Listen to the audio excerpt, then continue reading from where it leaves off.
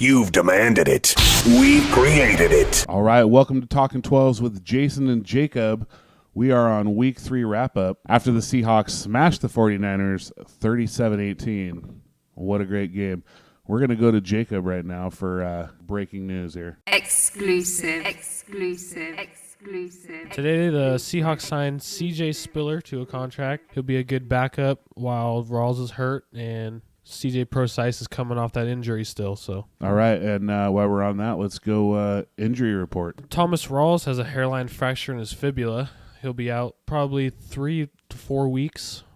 C.J. Procise, who's been injured the last couple weeks, is looking to make his return this weekend, but they're not sure about him yet. Oh, and then we have Jermaine Ifedi is looking close, they said. Probably not this week, but it sounds like he could be back the week after the bye, so that should give some good bolster to our line there. First down. All right, Jacob, let's talk some offense here. Offense was finally looking amazing. They were definitely clicking. Our offensive line didn't look too bad. It was nice to see them They looked well. stepping up, and Jimmy Graham as well. Jimmy Graham came out. He made that fumble, but boy, did he make up for it.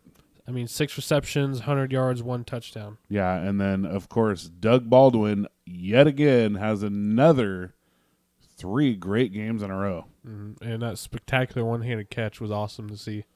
Yeah, and he's really proven that he deserved that new contract. Again, Russell Wilson spread the ball around again, just like he has all the games so far. What about Christine Michael's game? Christine Michael, again, over 100 yards and 2 touchdowns. Awesome game. It was fun to see him run. So one thing I did not see this week that I've been so excited about was the Russell Wilson-Tyler Lockett 40-plus yard connection.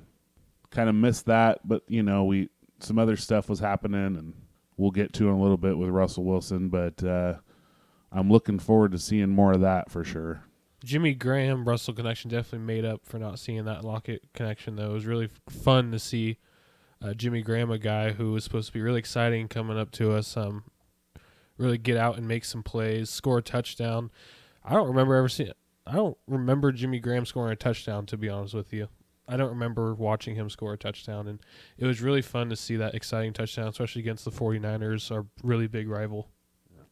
I think he did score a touchdown, but it wasn't a nice, beautiful play like that. Jimmy Graham getting open, jumping up, just taking it so no one had a chance. And then that other catch he had where he just jumped up and willed it away from the guy, just grabbed it and took it and said, "That's my ball. You ain't got that." After the game, Jimmy Graham actually said he felt like a beast, and he said he's only going to get better. Ooh, that's exciting. That's exciting. I'll tell you what, if he can get any better than that, you better look out. Second down. All right, let's talk about the defense real quick. No, the defense, okay, they gave up 18 points, but I'm telling you, I think they gave up 3 points. Definitely. And 2 garbage touchdowns when it didn't mean anything. The defense was on point again.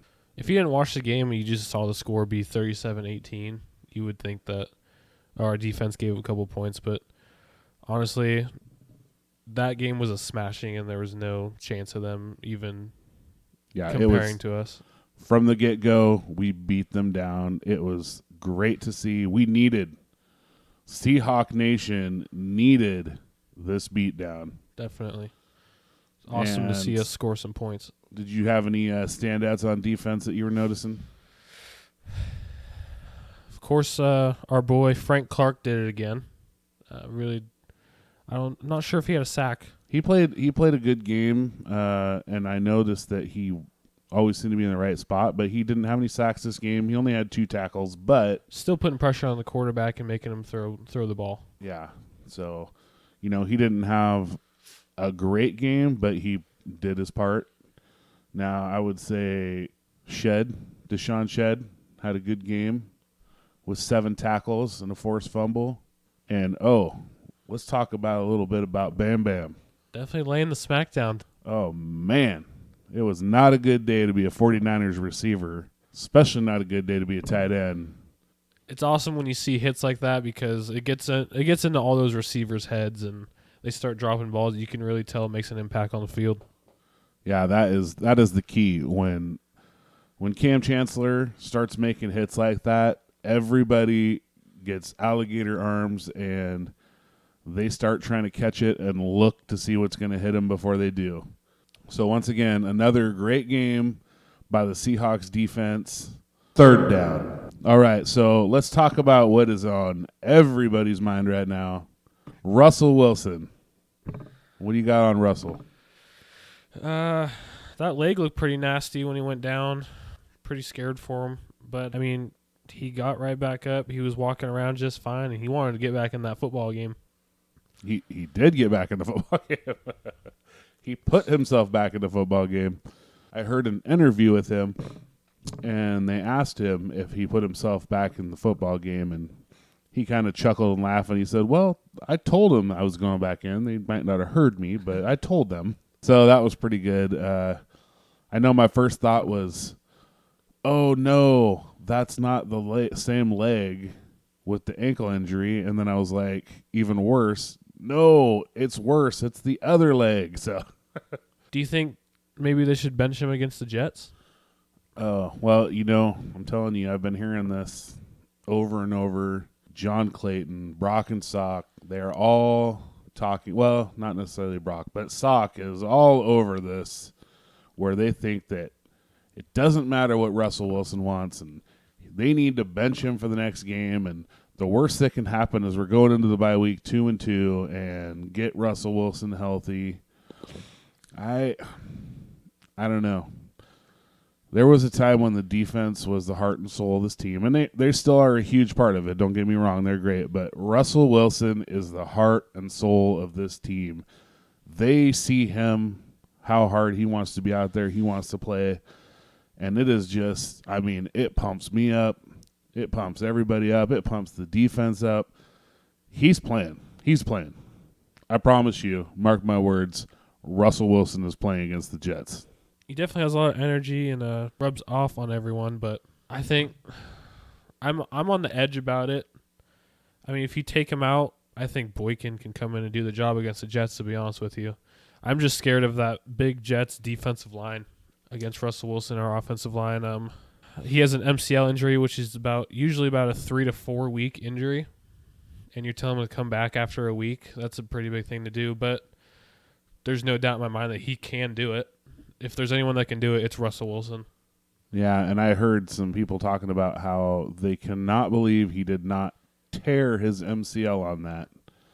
And, it just goes to show that he works so hard on flexibility and all aspects, not just practicing throwing or running. He's practicing everything. He's stretching out everything good. And thank goodness he does stretch out good, because if he wasn't a well stretched out guy, he might be out for the season or half the season anyway. So I'm looking for him to play. I want him to play. I want him to come out and, maybe not play the whole game. Maybe, say, hey, Russell, we're going to put you in, but you got to be honest with us. If you start feeling anything weird, let us know. We'll bring you out, put Boykin in. I'm not going to be totally upset if we went into the bye week 2-2, but I don't know. I want Russell. I want Wilson. Everyone does, but what do you honestly think our chances are if we don't have Russell in this next game? Well, if Fitzpatrick plays like he did last week, I think our chances are excellent with any quarterback. Definitely. Yeah, not a pretty game last week with those 6 interceptions. Yeah, 6. They say that someone has, but they say no one ever throws 6 interceptions because after the 4th one they get benched. But for some reason he kept throwing them, so they kept taking them. And actually 8 turnovers as a team they had last week. So I didn't even know that. So I just heard the 6 interceptions, and that was enough for me. I know that Richard Sherman started slobbering on himself when he heard that.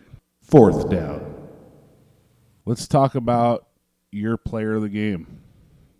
Who's your player of the game, Jacob? Mine was the easy decision. I went with Christine Michael. 20 rushes, 106 yards, and 2 touchdowns. Really, really stepped up in a time when we needed him. All right. my player of the game. Oh, there's so many to choose from. You got Jimmy Graham, you got Doug Baldwin, you got Superman, Russell Wilson. Forget Cam Newton. There's a new Superman. I'm going with Steven Hauschka.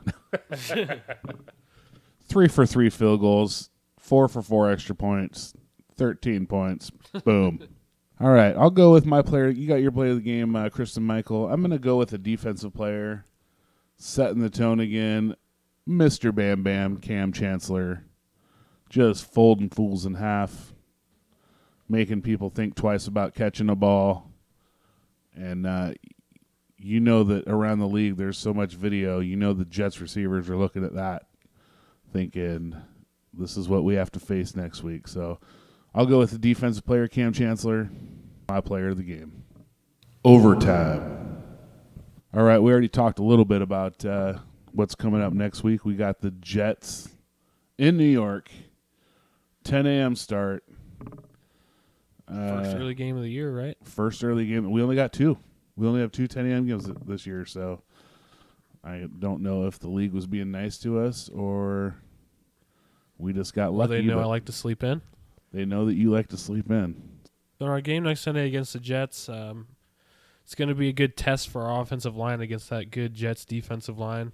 We've had a lot of good tests this year so far, so I think they'll do all right. And like I said, one more game, hopefully, and then we'll have Jermaine Ifedi back, which will tighten up that offensive line. And, it can only get better from here. But I know that offense is looking great, and I love it. How crucial is that bye week having it week 5?